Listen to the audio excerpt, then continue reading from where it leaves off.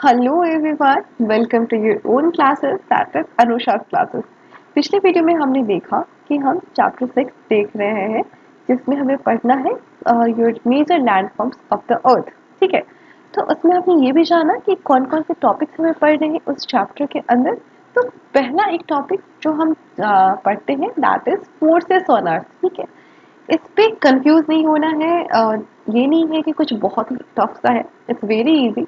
And अगर ये easy नहीं भी है तो भी इसे हम जानेंगे बहुत ही इजी वे में। ठीक है, so please we continue with me and now let's start. तो ये है हमारा फोर्सेस ऑन अर्थ। इसमें हम ये देखेंगे कि कितने तरीके के फोर्सेस होते हैं जो वर्क करते हैं, फोर्सेस कैसे अर्थ पे वर्क करते हैं, कहाँ से वर्क करते हैं और वर्क करते हैं तो किस वे में वर्क करते हैं और कौन सा लैंडफॉर्म क्रिएट होकर आ जाता है और ये लैंडफॉर्म क्या होता है।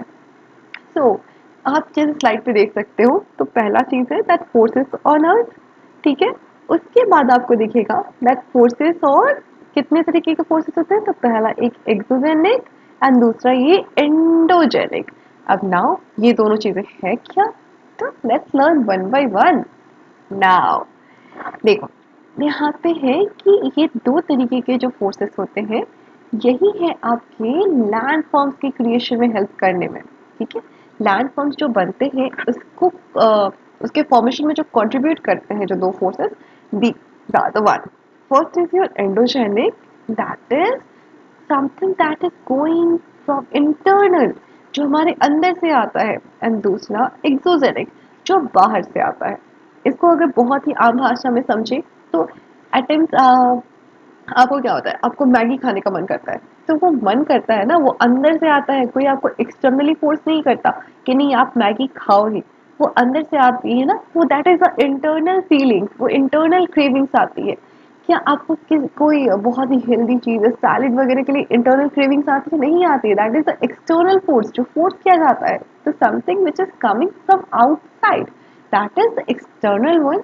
एंड जो चीजें हमारे अंदर होती है दैट इज इंटरनल वन। ये तो हमारी बात होगी। अब अर्थ का इससे क्या रिलेशन है, तो है, देखो क्या होता है, हमने पिछले चैप्टर चैप्टर जिसमें था फोर रियल्म्स ऑफ अर्थ के बारे में हमने देखा, जिसमें हमने जाना लिथोस्फेयर के बारे में। ठीक है, तो उसमें क्या था, अर्थ क्रस्ट जिसपे हम रहते हैं, ये भी हमने देखा था। तो अब मैं आपको ये बताऊं कि अर्थ क्रस्ट के नीचे आपके जो लेयर्स है ना, प्लेट्स, उसको हम लोग प्लेट्स कहते हैं, टेक्टोनिक प्लेट्स और अर्थ प्लेट्स, वो होते हैं रिस्पॉन्सिबल इस मूवमेंट के लिए, इस इंटरनल आपके फोर्सेस के लिए। तो वो प्लेट्स क्या होते हैं, हमने तो बस एक ही प्लेट जाना है जिसमें हम खाना खाते हैं। दैट प्लेट वो है जिसपे आपका अर्थ का एक बेस है। हम कह सकते हैं कि wherever we are living on, we are on some plate. जैसे कि हम ये जान रहे हैं ना, हमारे जितने भी कॉन्टिनेंट्स हैं ना, वो सारे किसी न किसी प्लेट पे हैं। ठीक है, और ये आप जब फर्दर क्लास में जाओगे तो आपको ये पता चलेगा कि जितने भी कॉन्टिनेंट्स हमारे पास अभी है ना, वो सारे सिर्फ एक कॉन्टिनेंट थे। वो वही एक प्लेट था, एक सिंगल प्लेट, जो धीरे धीरे टूटता गया और आज हमारे पास अलग अलग कॉन्टिनेंट्स हैं।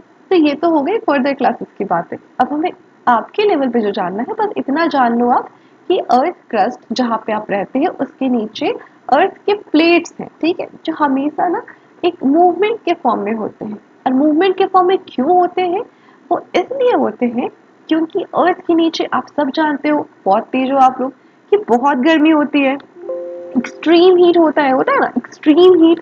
बिकॉज ऑफ दैट हीट वो ना हमेशा मूवमेंट के फॉर्म में होता है। खुद से रिलेट करो ना, जब गर्मी होती है तो हम कैसे, हमारे एक मूवमेंट सा होता है, वी फील रेस्टलेसनेस। और जब हमें ठंड लगती है तो हम क्या करते हैं, हम सिकुड़ के एक जगह बैठ जाते हैं। तो एट नॉर्मल प्लेस और एट नॉर्मल टाइम और ठंड के टाइम पे वी आर ओके, हम लोग एक जगह स्थिर होकर बैठ जाते हैं। लेकिन गर्मी में क्या होती है, वी फील रेस्टलेसनेस। तो वही रेस्टलेसनेस होती है अर्थ के प्लेट्स के ऊपर। क्यों, क्योंकि उसके जस्ट नीचे बहुत एक्सट्रीम हीट होता है। तो ये हो गया एक छोटा सा इंट्रो।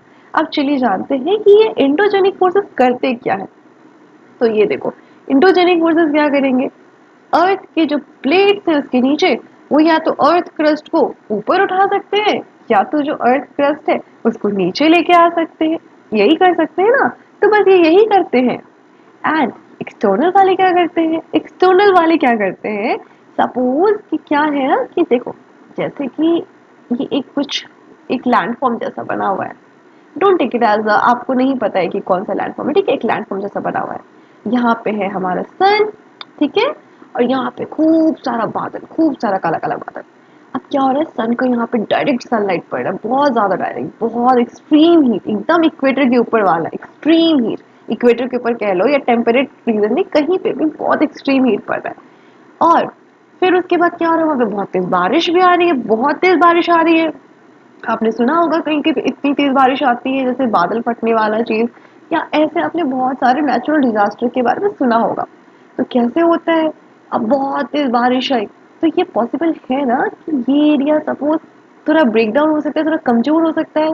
वहां पे सनलाइट भी बहुत पड़ रही है। एंड नाउ डोंट थिंक कि सनलाइट और बारिश एक साथ हो रही है। I am just giving an example कि सनलाइट और बारिश अगर दोनों अलग अलग भी आ रहे हैं तो सेम इफेक्ट करके उस चीज को नुकसान पहुंचा सकते हैं। इससे क्या हो जाएगा, ये टूट सकता है, ये ब्रेक डाउन हो सकता है इसका। तो जिसकी वजह से अब क्या हो जाएगा, लैंडफॉर्म में तो कुछ चेंजिंग हो जाएगी ना। तो that is what your external forces, ठीक है। Is it clear? Now what are the examples of your internal one, I mean endogenic one? तो volcanoes, वॉल्केनो कहाँ होता है, अर्थ के inside, deep inside the earth volcanoes आते हैं, है ना।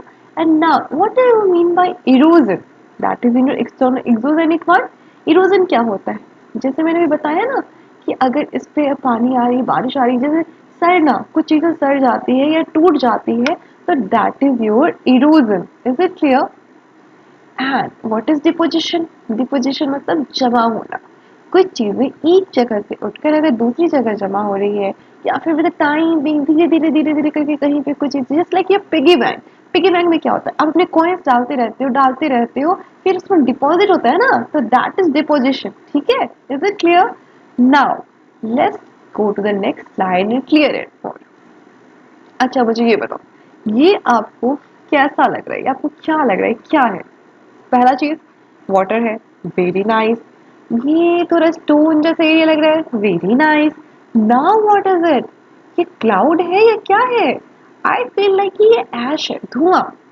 और धुआं कहाँ से आता है, जब कहीं पे आग लगती है तभी तो इस वाटर बॉडी के अंदर कहाँ से आग लगी होगी, तो है ना।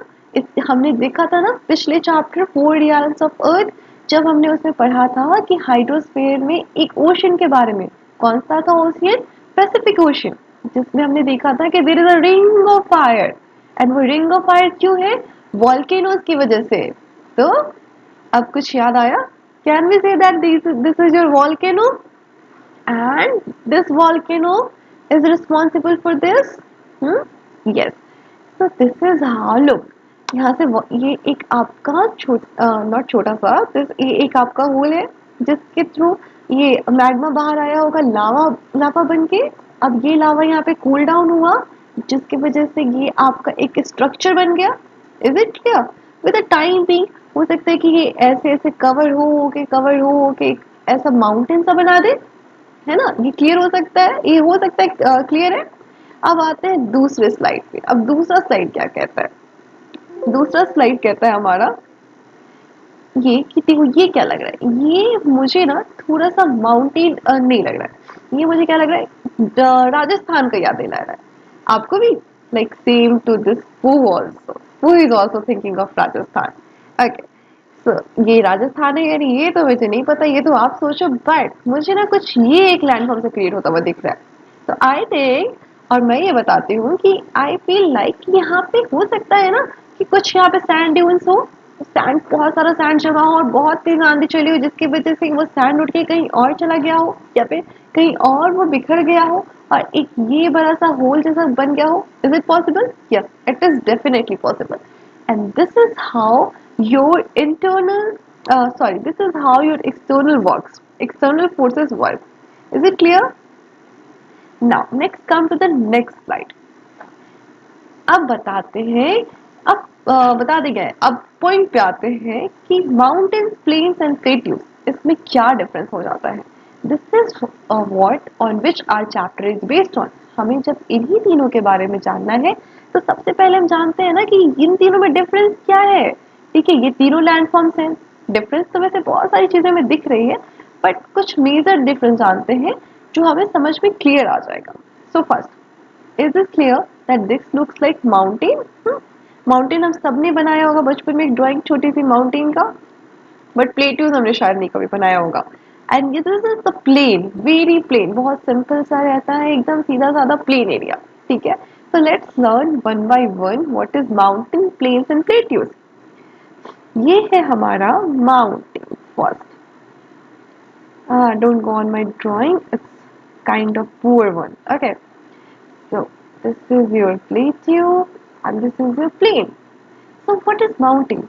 How it looks like? I feel like it looks like samosa. लग सकता है ना, समोसे जैसा लग रहा है ये हमारा, और ये इसे हम पेस्ट्री बना देते हैं। इमेजिनेशन में थोड़ी सी यमीनेस आएगी तो चीजें ज्यादा क्लियर होती है। सो what we can say that a mountain can be resembled like a samosa for just for our understanding, क्योंकि माउंटेन समोसे से कई गुना ज्यादा बड़ा होता है। तो माउंटेन क्या है, बेसिकली आपका एक ऐसा लैंड फॉर्म है जो लैंड एरिया से थोड़ा ज्यादा लंबा होता है, बहुत बड़ा सा स्पेस लेता है, and the most important thing जो होता है वो है एक पीक होता है। माउंटेन्स में you will find a peak, एक आपका ना बेस ऐसे होते होते एक नैरोअर पॉइंट पे जाके एक पीक बनता है। ठीक है, तो that is your mountain. Now what is plateau? Plateau आपका क्या होता है, लैंड एरिया से ये भी एक एलिवेटेड लैंड फॉर्म है, मतलब उठा हुआ लैंड फॉर्म है, बट ये आपका पीक नहीं बनाएगा। ठीक है, ये ऐसे हो सकता है चलेगा, ये ऐसे ऐसे हो सकता है चलेगा, लेकिन ये कहीं जाके ऐसे पीक नहीं बनाएगा। Is it clear to everyone? ठीक है, ये अगर होता है तो ये माउंटेन हो जाएगा। Is it clear? तो यही है आपका, अगर ये ऐसे होता है तो माउंटेन हो जाएगा, और अगर वो सिंपल एक आपका बेस बना के रहता है तो फिर वो आपका प्लेट्यू हो जाता है। तो प्लेट्यू और माउंटेन के बीच का कैसा रिलेशन है, एक समोसा और पेस्ट्री जैसा। Now let's come to plain area. What is plain area? नाम से ही सिंपल है, प्लेन है, बिल्कुल सिंपल सा सीधा साधा सा एरिया प्लेन है। इसमें ना तो ज्यादा एलिवेशन है, ना ही ज्यादा कुछ लैंडफॉर्म जैसा क्रिएट हो रहा है, एक सिंपल लिविंग एरिया जहाँ पे हमारा बहुत अच्छा डेंसली पॉपुलेशन हो जाता है, जहाँ पे सारी चीजें सीधी सादी होती है, तो that is a plain area. अब आगे की वीडियो में हम इसे वन बाय वन और डिटेल में जानने की कोशिश करेंगे कि क्या है, कैसे है। ठीक है, so this is for now. This is enough for today. So please stay tuned to learn more. Like, share, and subscribe to your own class, that is Anusha's classes. Thank you for watching. In the next video, we will learn about mountains. Thank you so much.